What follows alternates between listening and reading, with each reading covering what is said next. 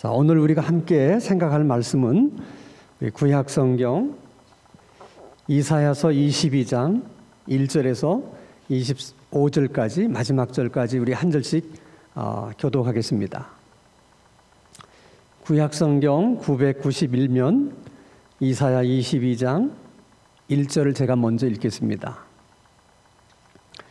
환상이 골짜기에 관한 경고라. 내가 지붕에 올라가면 어찌함인고.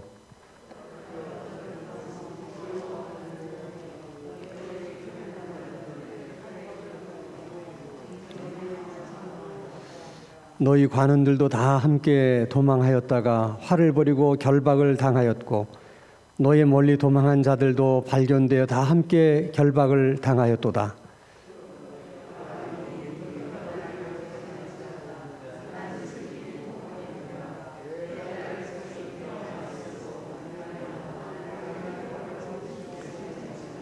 환상이 골짜기의 주 만군의 여호와께로부터 이르는 소란과 발핌과 혼란의 날이여, 성벽이 무너뜨림과 산악에 사무쳐 부르짖는 소리로다.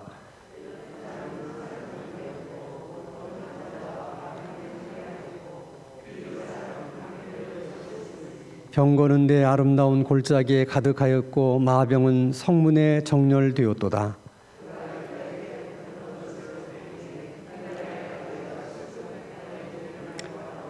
너희가 다윗성에 무너진 곳에 많은 것을 보며 너희의 아랫못에 물을 모으며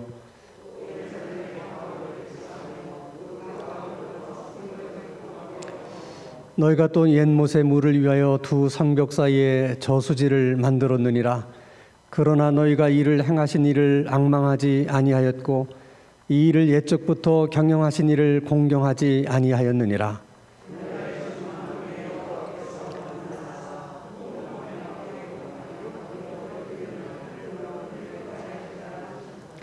너희가 기뻐하며 즐거워하여 소를 죽이고 양을 잡아 고기를 먹고 포도주를 마시면서 내일 죽으리니 먹고 마시자 하는도다.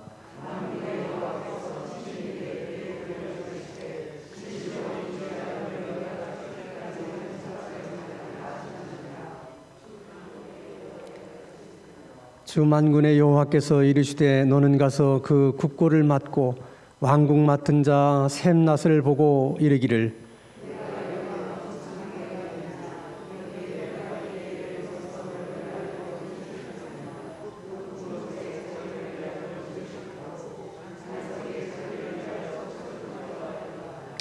나 여호와가 너를 단단히 결박하고 장사같이 세게 던지되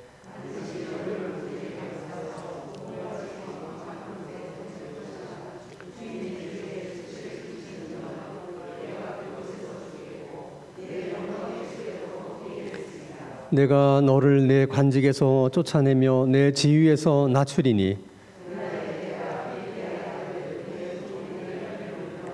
내 옷을 그에게 입히며 내 띠를 그에게 띄워 힘있게 하고 내 정권을 그의 손에 맡기리니 그가 예루살렘 주민과 유다의 집의 아버지가 될 것이며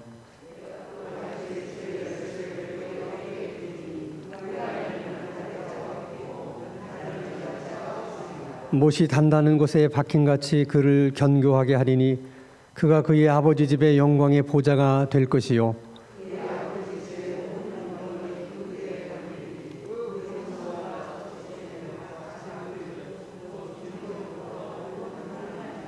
25절 다 함께.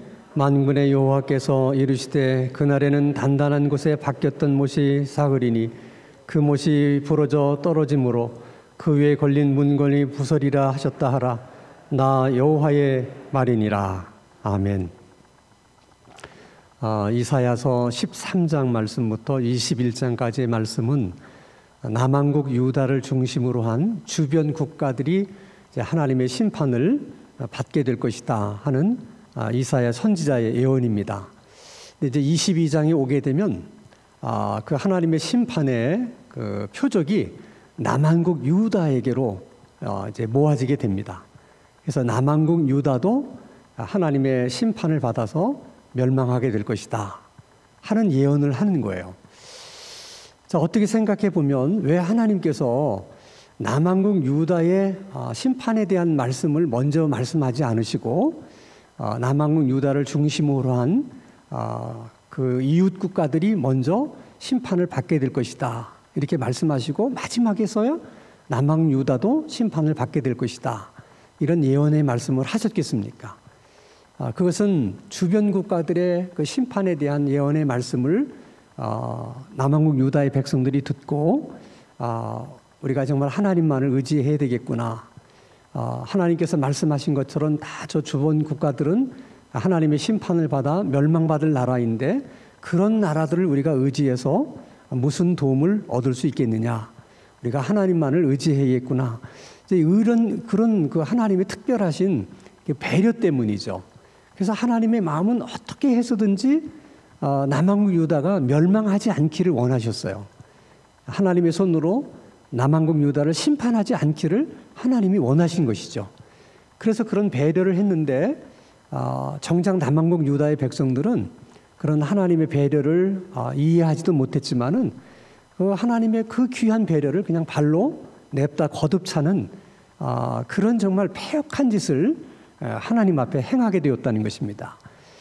이게 이제 오늘 본문의 주된 말씀인데, 먼저 우리 10절 말씀을 보면 또 예루살렘의 가옥을 계수하며 그 가옥을 헐어 성벽을 견고하게 하며, 이 말씀은 이제 10절 이전의 말씀들을 보면 결국 이제 남왕국 유다도 이제 하나님의 심판을 받아서 이제 외국의 강한 군대가 이제 쳐들어오게 됨으로 인해서 이제 멸망하게 되는 그런 상황을 그린 거예요.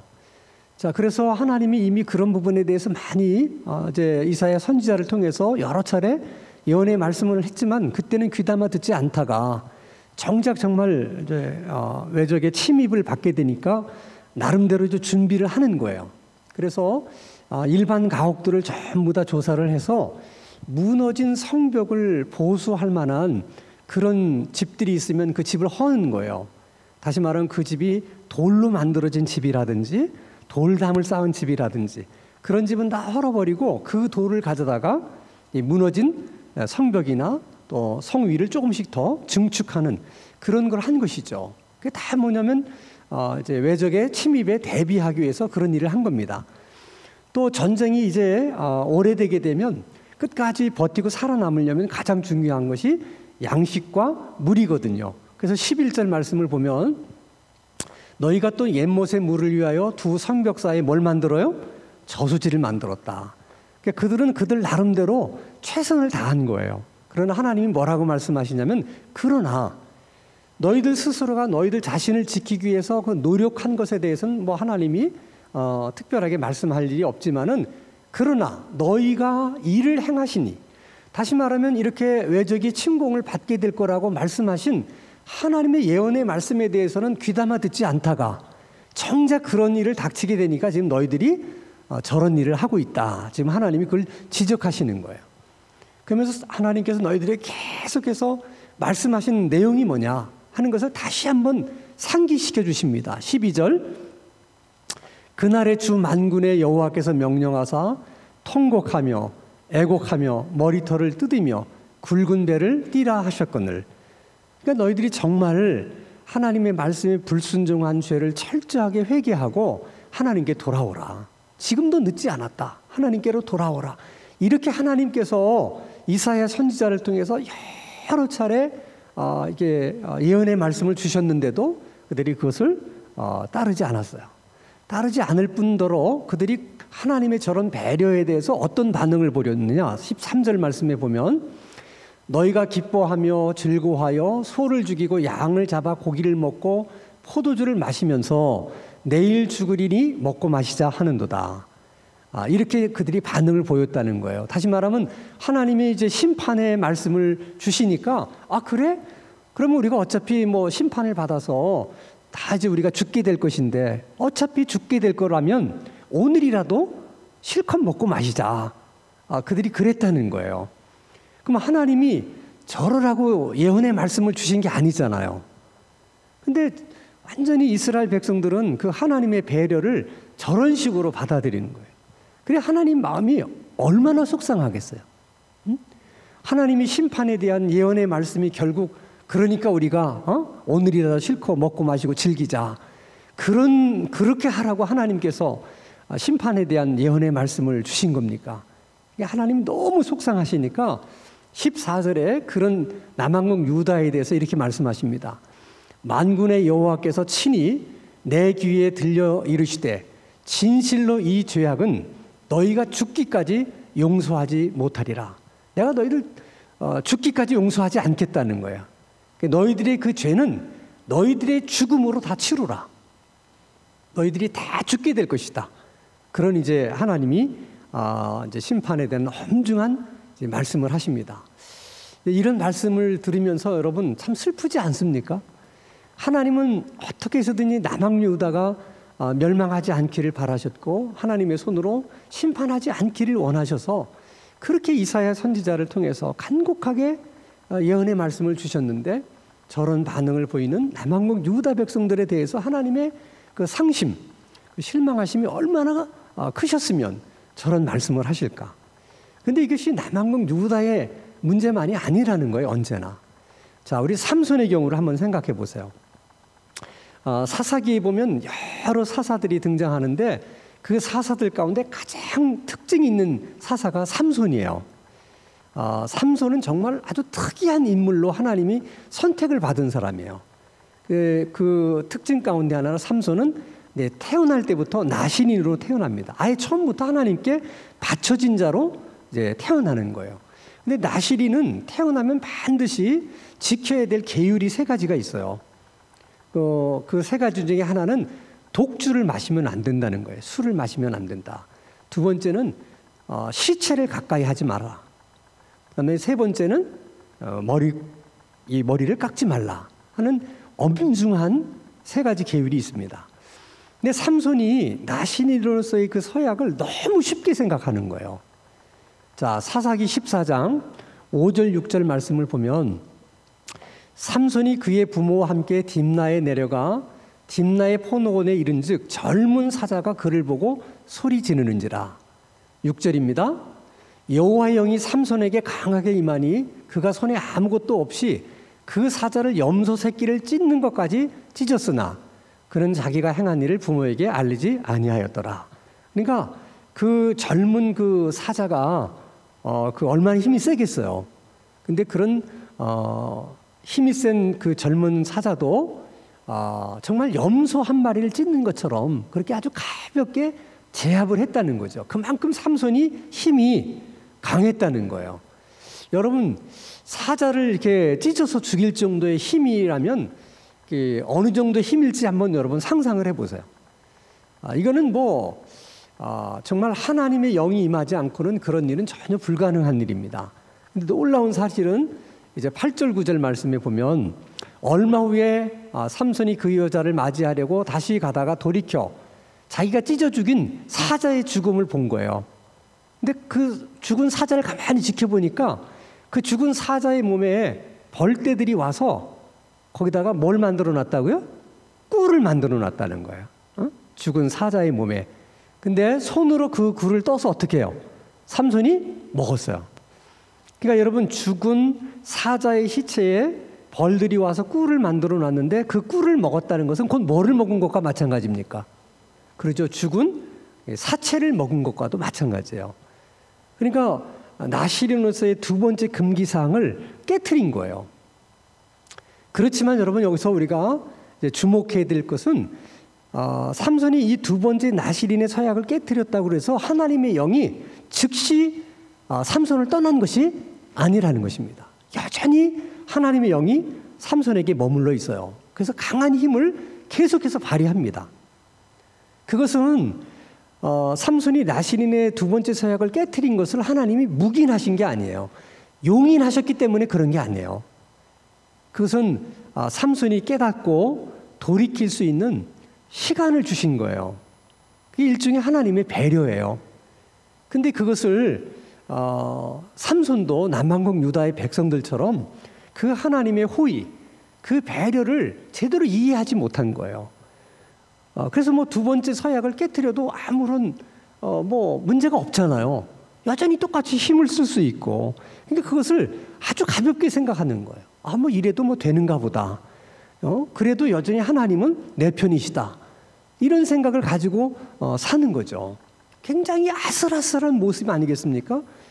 그러다가 결국 들릴라라고 하는 여인을 만나면서 자기가 믿고 있던 머리털마저 깎이게 됩니다. 그래서 두 눈을 뽑힌 채 이제 세상을 떠나게 되는데, 삼손 스스로가 내가 내 머리털을 이게 밀리우게 되고 또 두 눈을 뽑혀서 내가 이렇게 비참한 최후를 맞으리라고 하는 것을 꿈엔들 생각이나 했겠어요. 그걸 상상이나 할 수 있습니까? 없는 거죠. 그러나 하나님의 그 호의와 배려를 그런 식으로 삼손이 이제 반응을 보이게 되니까 결국은 그렇게 이제 가는 거죠. 남한국 유다가 멸망한 거하고 너무 흡사한 거예요. 그것은 뭐 오늘 우리들도 마찬가지죠. 그러니까 하나님이 우리가 잘못하고 있을 때 아무 일도 일어나지 않는 것은 하나님이 특별한 배려인 거예요. 응? 그냥 깨닫고 돌이키고 다시 하나님께로 돌아오기를 하나님이 기대하시고 또 그렇게 기대도 하시고 그런 바람이 있으셔서 하나님이 참으시는 것이죠. 근데 이런 호의나 이런 하나님의 배려를 빨리 깨닫고 우리가 하나님 앞에 잘못을 고백하고 또 하나님 앞에 잘못했다고 이렇게 기도하면서 돌아설 수 있으면 좋은데, 뭐 내가 이렇게 잘못했는데도 아무런 일이 안 일어나니까 뭐 괜찮은가 보다 이렇게 하고 그냥 무시하고 계속해서 이게 잘못된 길로 가게 되면 그것은 하나님의 호의와 배려를 무시하는 행위나 마찬가지죠. 그러면 그 결과가 어떻게 될 것인가 하는 것은 아주 뻔한 거예요. 그러니까 우리가 하나님의 그런 호의, 나에 대한 하나님의 배려를 너무 소홀히 여겨서는 안 된다는 거예요. 그러니까 지금도 여러분, 내가 이렇게 하나님을 이렇게 멀리하는 삶을 살고 있는데도 뭐 특별한 일이 내 삶에 일어나지 않는다 하는 것은 지금 하나님이 그 사람에 대해서 사랑으로 참아주시고 또 돌아오기를 기대하시는 하나님의 특별한 배려 때문에 그런 것이지, 그걸 묵인하는 것이나 용인하시기 때문에 그런 것이 절대 아니라는 거예요.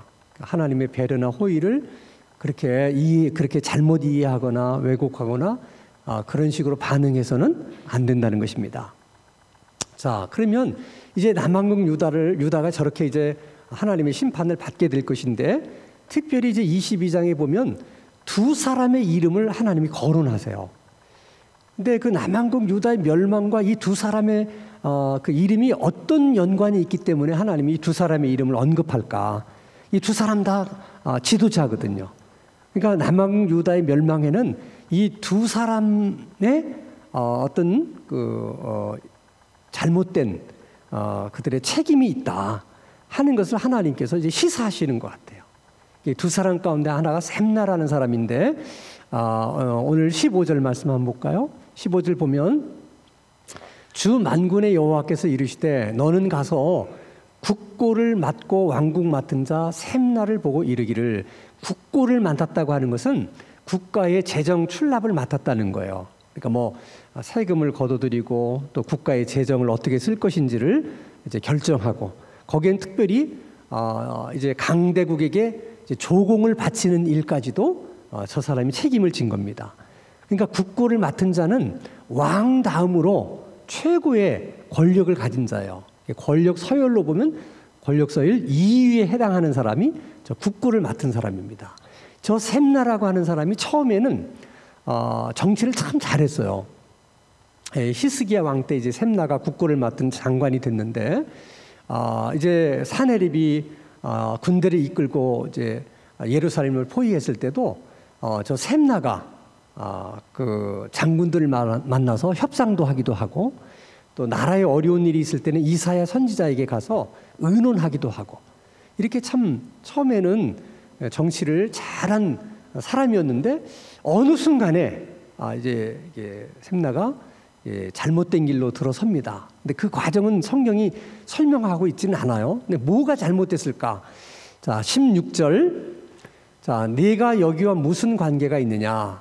여기 누가 있기에 여기서 너를 위하여 묘시를 팠느냐?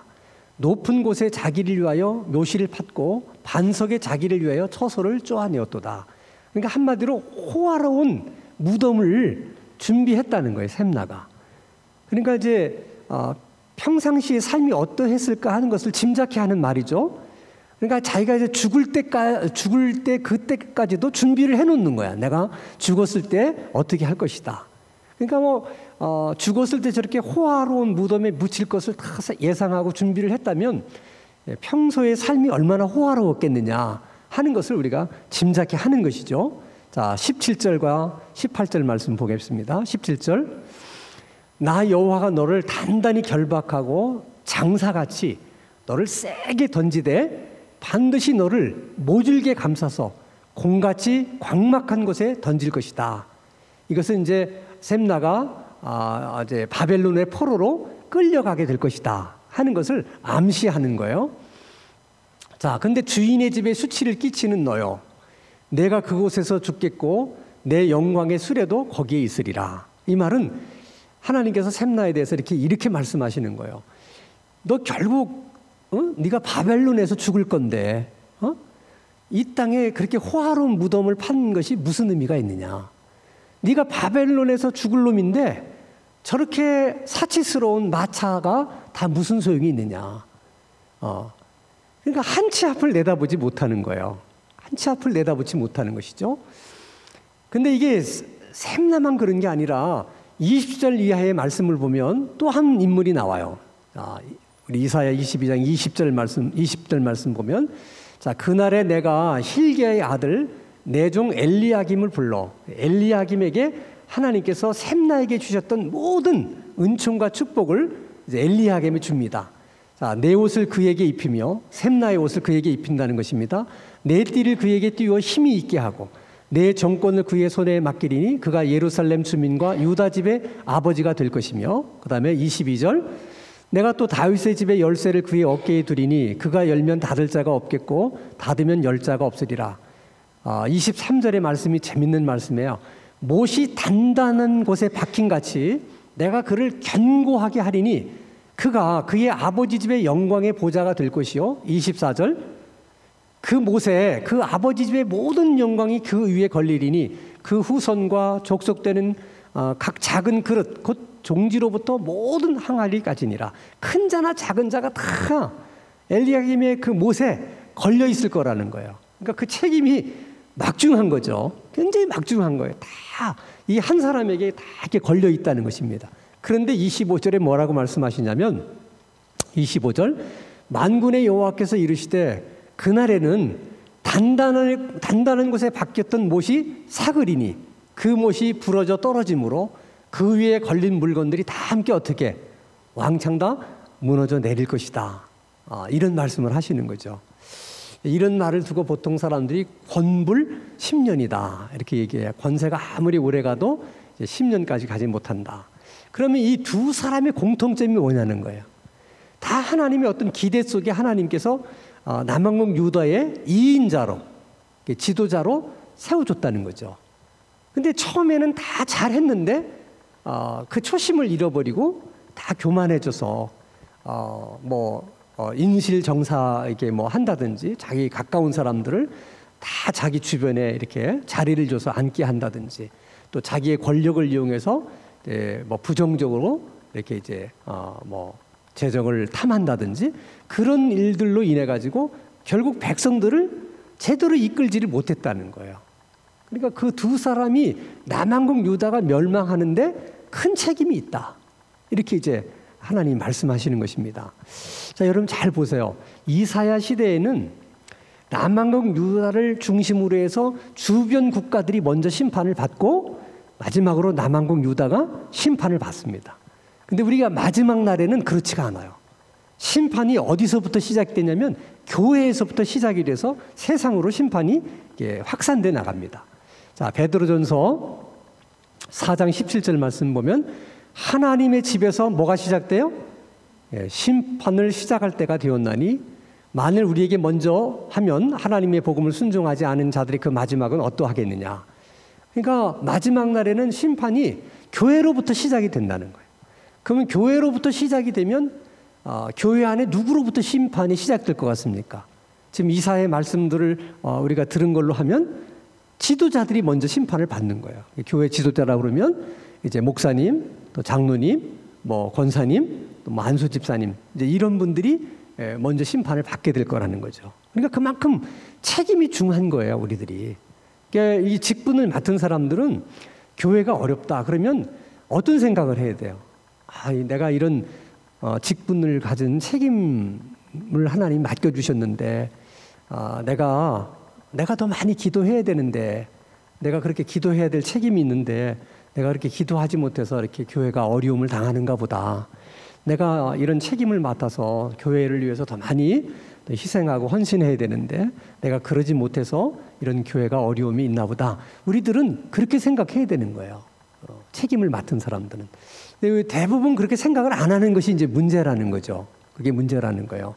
여러분, 교회에서 어떤 직분을 맡는다는 것은 굉장히 영광스러운 일이에요.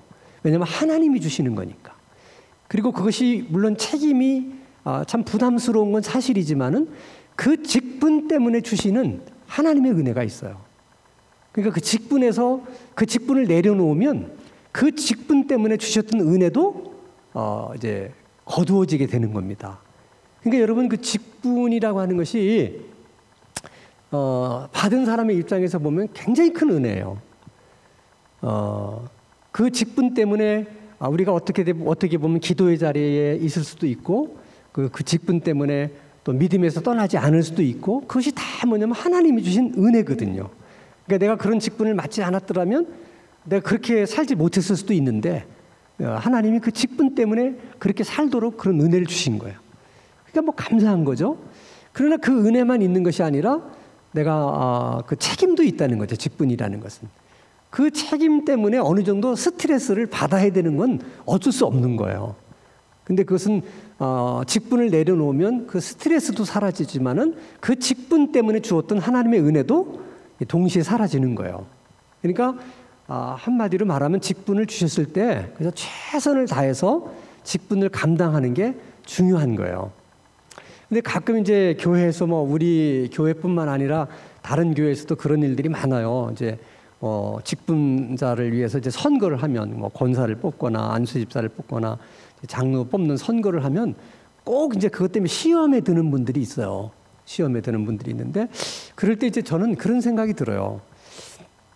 저분들의 눈에 장로라는 것이 어떻게 비쳤길래, 저 사람의 눈에는 권사라는 것이 안수집사라는 것이 어떻게 비춰졌길래 안 됐다는 것에 대해서 저렇게 낙심하고 실망하고 시험에 드는 걸까?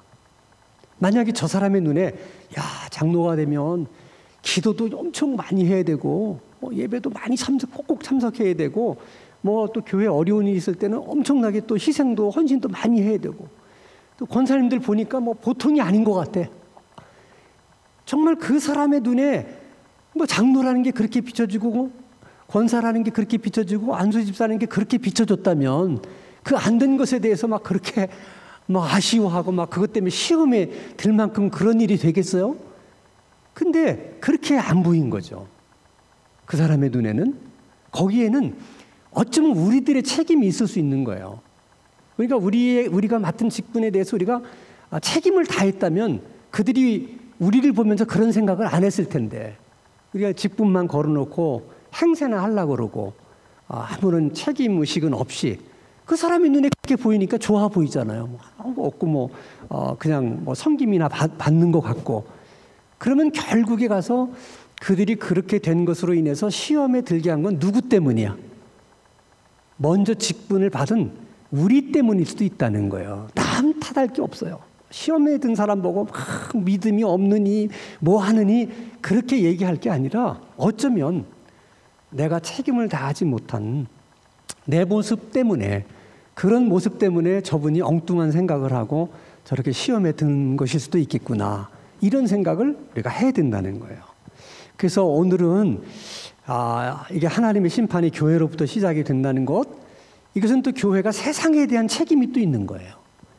그러니까 교회를 다니는 사람들은, 예수를 믿는 사람들은 나라가 어려울 때 자꾸 누구 탓이라고 얘기하지 말라는 거예요. 대통령을 탓하고, 물론 그들에게도 책임이 있지만은, 근데 하나님은 먼저 우리들에게 그걸 묻는다는 게 책임이고, 너희들은 그게 잘하고 있냐는 거예요. 우리가 대통령에 대해서 비난하고 무슨 당에 대해서 비판하고 뭐 누구에 대해서 비난하는데 너희들은 그러면 그렇게 잘하고 있냐는 거예요. 교회 안에서. 한국 교회를 향해서 또 하나님 똑같은 말을 하는 거예요. 너희들이 그 사람들을 비난할 만큼 너희들은 스스로 그럼 잘하고 있냐? 정말 그러냐는 거예요. 우리가 잘못된 것을 잘못됐다고 말할 수는 있어요. 또 잘못된 것은 잘못됐다고 말을 해야 돼요. 그러나 그러기 전에 우리 자신들을 돌아볼 필요가 있는 거예요. 그렇게 말할 수 있을 만큼 우리는 잘하고 있느냐. 그래서 오늘 저녁에는 특별히 여러분들이 직분 맡으신 분들은 자기 직분에 대해서 책임을 다하기 위해서 하나님 앞에 좀 더 충성스러운 마음과 믿음을 달라고 기도하시고 또 우리가 직분 맡은 자들도 사실은 위에서 기도해 줘야 돼요. 그 책임 감당을 본인이 홀로 스스로 막 감당하기가 쉽지 않거든요. 그분이 늘 기도 생활을 열심히 하는 분이고 그러면 괜찮은데 그렇지 못하면 자기가 감당하기가 어렵거든요. 그러니까 우리가 직분자를 뽑을 뿐만 아니라 일단 우리 손으로 뽑은 그 사람들을 위해서는 또 우리가 어떻게 해야 돼요? 그들이 책임을 잘 감당할 수 있도록 뭘 해줘야 돼? 기도를 해줘야 돼. 기도를. 그래서 서로가 그게 필요해요. 오늘 밤에는 이제 집중적으로 여러분들은 교육자들을 위해서 많이 기도해 주시고 또 오늘 교육자들은 우리 장로님들하고 또 권사님들하고 집사님들을 위해서 많이 기도해 주세요. 여러분들이 목사님들을 위해서 기도하면서 뭐 장로님들을 위해서 기도하시면 좋겠고 나오신 장로님들은 권사님들과 안수 집사님들을 위해서 특별히 기도를 해 주시기 바랍니다.